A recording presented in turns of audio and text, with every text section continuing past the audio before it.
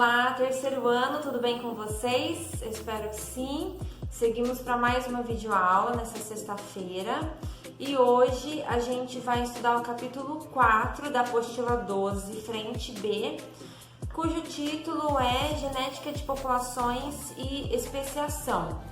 Nessa videoaula a gente vai entender, nessa primeira parte, quais são os fatores evolutivos que configuram o conjunto genético de uma população ou interferem na genética de uma população e, na sequência, a especiação.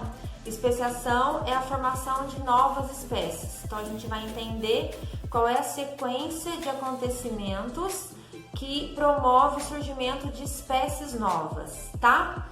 Bom, até a videoaula da semana passada, nós estudamos nessa apostila 12 aqui, teorias evolucionistas. Então, estudamos Lamarck, por último Darwin e, na sequência, o neodarwinismo, tá? Então, hoje eu vou citar alguns conteúdos dessas últimas videoaulas.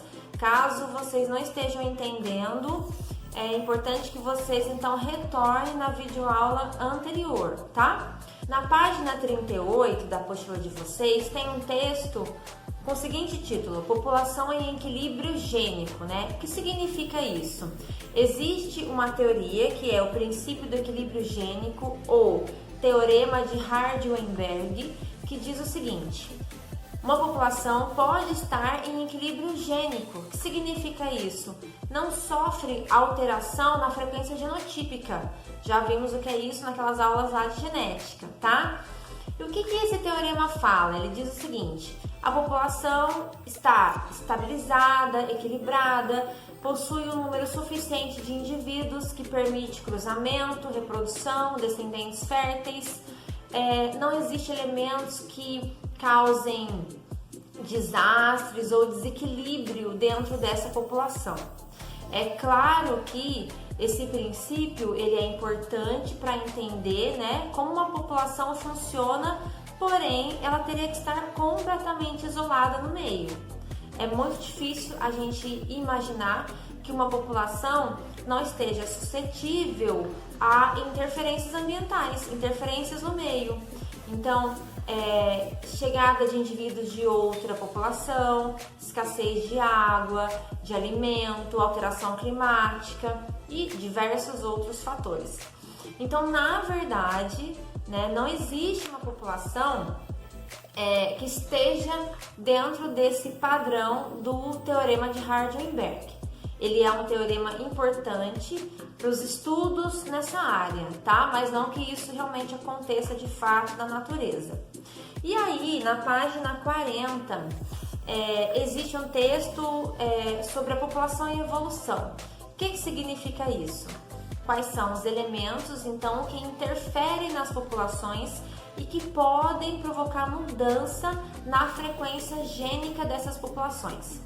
São 4 fatores principais que a gente vai estudar aqui: mutações, seleção natural, migrações e deriva ou oscilação gênica, tá?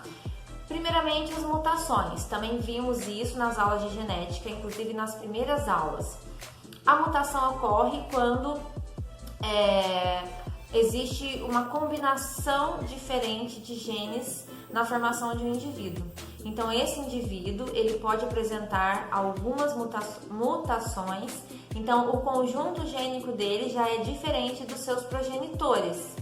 Essa mutação pode ser super favorável, ou seja, configurar uma característica para ele que permita a sua adaptação no ambiente, mas a mutação pode ser desfavorável, exatamente do contrário, configurar uma característica que faça com que ele não sobreviva, tá? Então, a mutação, ela causa um efeito no equilíbrio gênico, ela inclusive aumenta a variabilidade, e nesse ponto isso é muito bom. Quanto mais variável é uma espécie, quanto maior a variabilidade genética de uma espécie, maior é a chance dessa espécie sobreviver a adversidades. Na sequência, a seleção natural. Seleção natural, nós vimos durante 2 videoaulas, quando eu expliquei, falei bastante sobre Darwin. E a seleção natural, relembrando o conceito, diz que A população pode ser selecionada positivamente quando ela apresenta, indivíduos de uma população podem ser selecionados positivamente quando apresentam uma característica boa para aquele momento, naquela situação. Então, eles sobrevivem.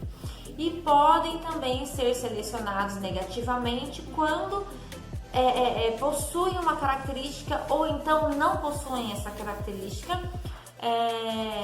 e aí não sobrevivem no meio. Então, trazendo isso aqui agora para esse equilíbrio gênico, o que vai acontecer? A seleção natural, ela tende a fixar um conjunto gênico que seja favorável e ela tende a reduzir ou eliminar um conjunto gênico que seja desfavorável. Então, diante disso, a seleção natural, ela diminui a variabilidade genética da população. Terceiro elemento é a migração. A migração pode ser a imigração, ou que é a saída, né? Ou a emigração, que é a entrada de novos indivíduos. E a saída ou a entrada provoca um certo desequilíbrio, por consequência, desequilibra o fluxo gênico dessa população, tá?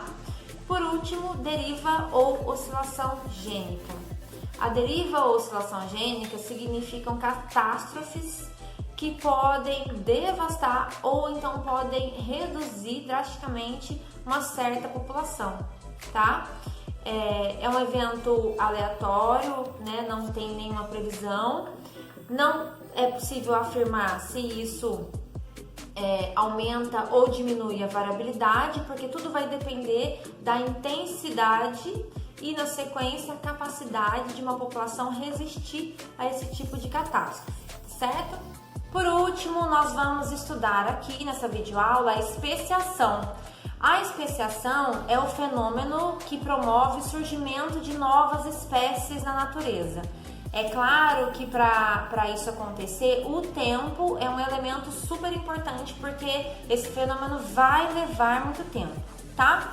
Então, como que acontece? Qual é a sequência de acontecimentos, né, para que uma espécie surja, para que a gente possa afirmar que são espécies novas?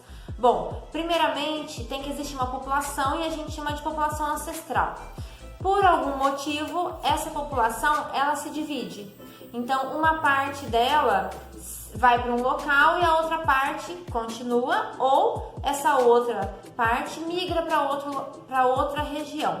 Então, vai ocorrer aí um distanciamento entre essas populações. Por algum motivo, uma catástrofe, pode ser um fator no ambiente, por exemplo, escassez de água, de alimento, enfim.